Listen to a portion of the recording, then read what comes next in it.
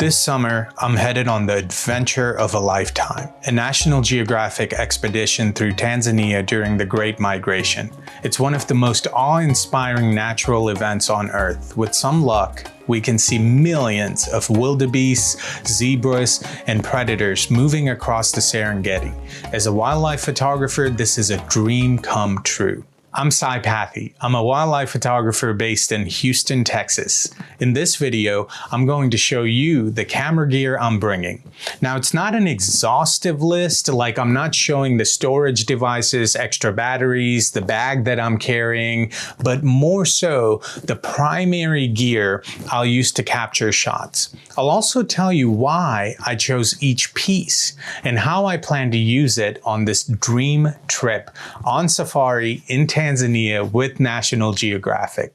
This is one of the most epic wildlife spectacles on Earth, and I hope that this video inspires you to just get out there. Let's start with my primary wildlife setup, the Sony A1 paired with the Sony 300 f2.8 G Master lens.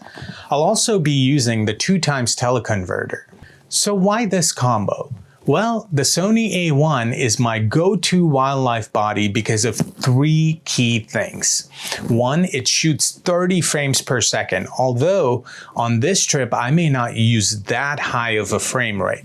It has incredible autofocus, and its stack sensor gives me lightning fast readout speeds with practically no rolling shutter. That's a game changer when photographing fast-moving subjects like cheetahs, wildebeest, and even some birds. The 300 f2.8 is razor sharp, super lightweight for what it is, and it also complements the A1 well in acquiring fast focus. When paired with the 2x teleconverter, I get a 600mm f5.6 reach without sacrificing too much image quality or light. That lets me keep my distance from the animals while still filling the frame. Perfect for safaris when we're shooting from jeeps and don't always have the freedom to move closer. My backup body is the Sony A7RV, and I'm pairing it with the Sony 70-200 f2.8 G Master 2. This combo gives me flexibility in situations where I'm not shooting extreme telephoto. Think elephants up close or capturing behavior where you want a bit of context around the subject.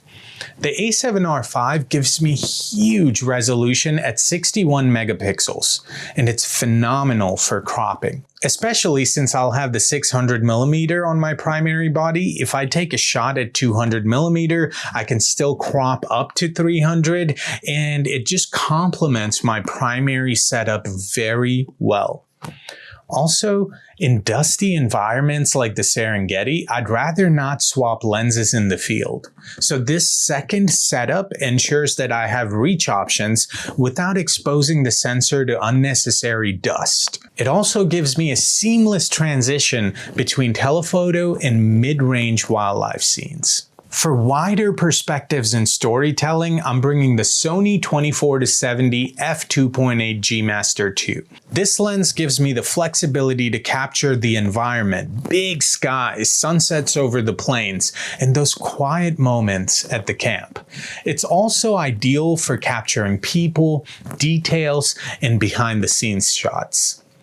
I'm also spending a couple of days in Amsterdam on the way back home from Tanzania, and this will be my perfect walk-around combo. The A7RV with the 24-70, it's sharp, fast, and covers everything I'd want from cityscapes to canal shots to low-light street photography. The f2.8 aperture also helps with night scenes as well. I'll also be vlogging parts of the trip to share on YouTube. I haven't found many reviews of the National Geographic expeditions on YouTube, so I want to get this out. So if anybody else is interested in shopping for photo safaris, they can kind of get an idea of what Nat Geo provides. And for that, I'm going to be using the DJI Osmo Pocket 3, and I pair it with my DJI Mic Mini.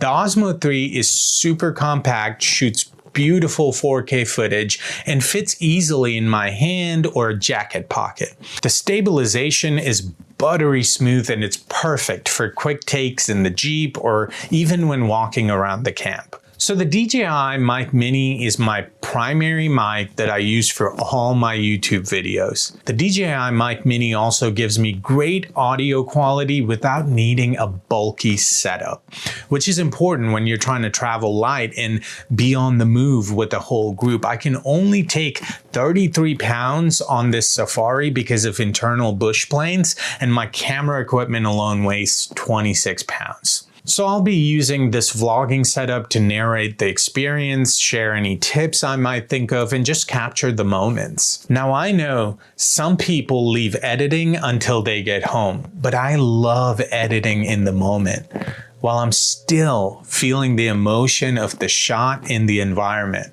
So I'm bringing my 14-inch MacBook Pro with me. It's powerful enough to handle my Sony RAW files in Lightroom, and I use it to cull, edit, and get everything backed up at the end of the day so that I can format my memory cards and camera for the next day's shoot. One of my personal traditions is to create a photo book after every big trip. It's my version of a souvenir. I like to edit while I travel so the stories stay fresh and I can design the book as I go. Plus, it makes it easy to share photos on social media as well. So that's my full camera gear loadout for Tanzania Great Migration, curated for versatility, quality, and portability. Every piece of gear has a purpose, and I can't wait to put it all to the test on Safari.